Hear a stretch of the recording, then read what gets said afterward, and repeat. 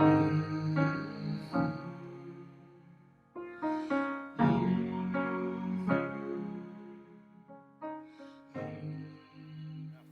have a nice fake story, but it's not actually why I came. Why did you come today? Well, the fake story, the real story is we're picking food over, or weeding over at First Root Farm, which is on the Oh yeah. Minuteman. It's part of Minuteman. Yeah. No, I'm familiar with it. Working on 4th of July, volunteering.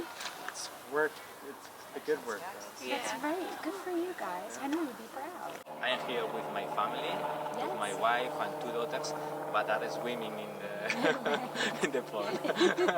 But never mind, because maybe it's Thoreau is part of me, and I try to learn and to teach to my daughters. What's the most important lesson you try to impart to your daughters about Thoreau?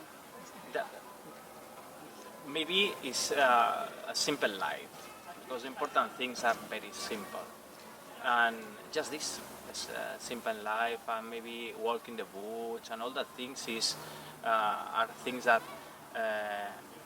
fill up of energy your mind and your body, and don't hurry up to make a lot of things, to earn a lot of money, because it's not so important.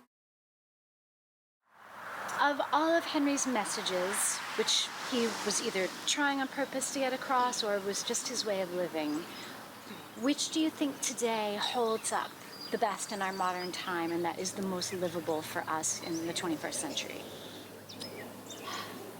I think most of it is not easily lived in any century. And I think that's part of why he beckons to us. It's a way of living we instinctively are drawn to. We don't know how to achieve it. And in his day, people didn't know how to achieve it either.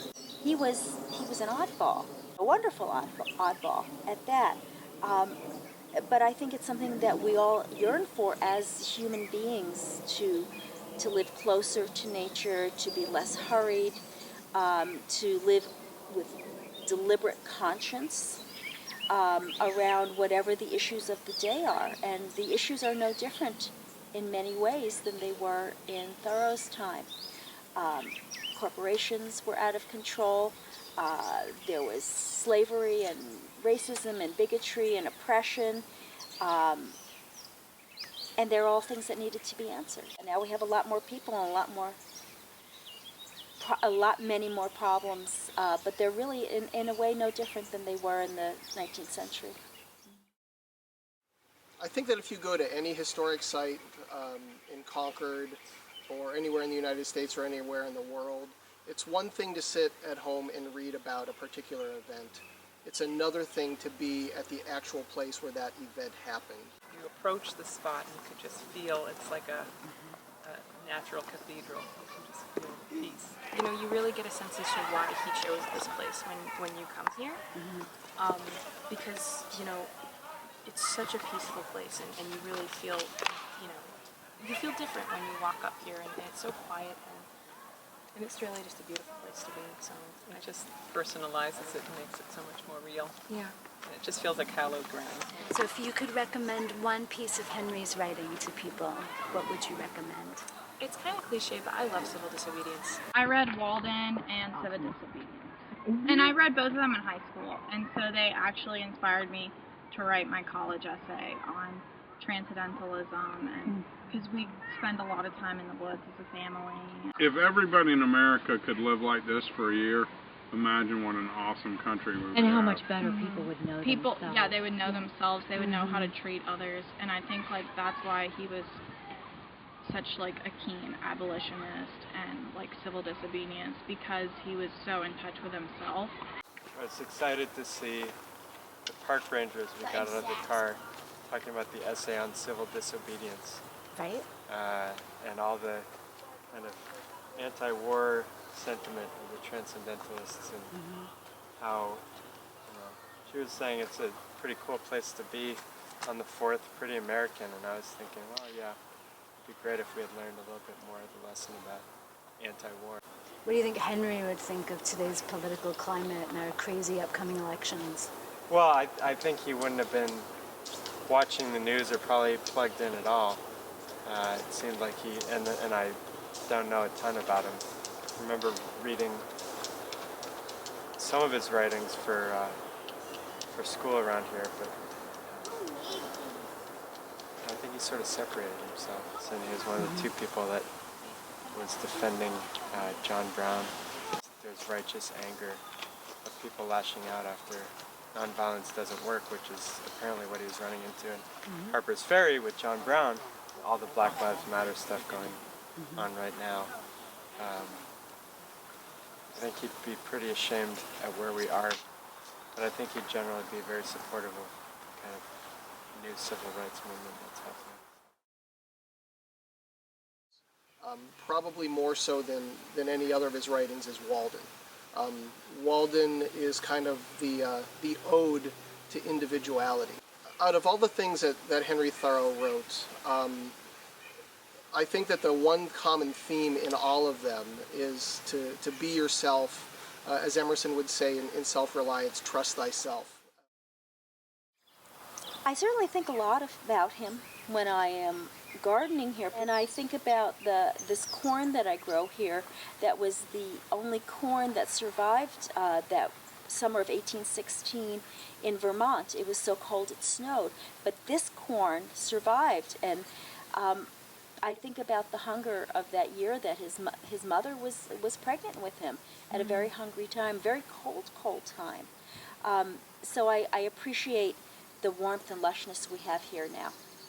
Thoreau's motto, which I find very fascinating, I mentioned to them, which is, one word, it was just simplify. His message was certainly missed at the time because he couldn't sell his books, etc. But he may have been ahead of his time, really. And I don't think it was his death that brought about his fame. I think it was marketing. I think his sister Sophia did a great job marketing him, and without her help, I think he would still be far less known, and maybe his writings would have just gone by the wayside. His artifacts would have been thrown away, and he wouldn't have had the meaning. I think there's a couple of reasons that he's relevant. One is that we really do need nature. We absolutely have to have nature. We have to be in nature, and those of us who don't spend time in nature suffer terribly for it. Our psychological and physical health is definitely impacted, and research is very clear about that. Also, the idea of being self-sufficient.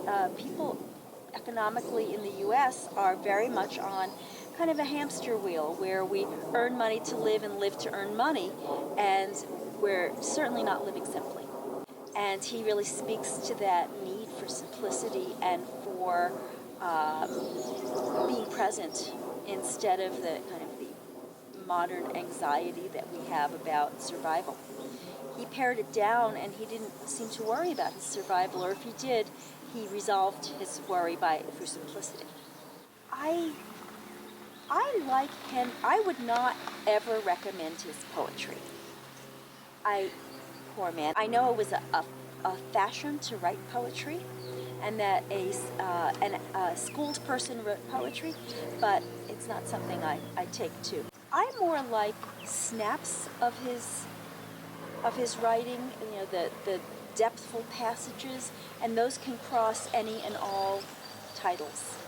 At Walden Pond, it's always 1845 because Thoreau is there, and it's almost like the ghosts of history are still floating around somehow. I actually grew up in a mixed religious household, so my dad's family is Catholic, my mom's family is Jewish, and neither one is religious. And so anyways, I sort of was always very fascinated by nature, getting in touch with, outside as an access to, a greater power, if you will, that was sort of, that was like almost like a common link between both of my families that had very distinct beliefs, but neither one really practiced.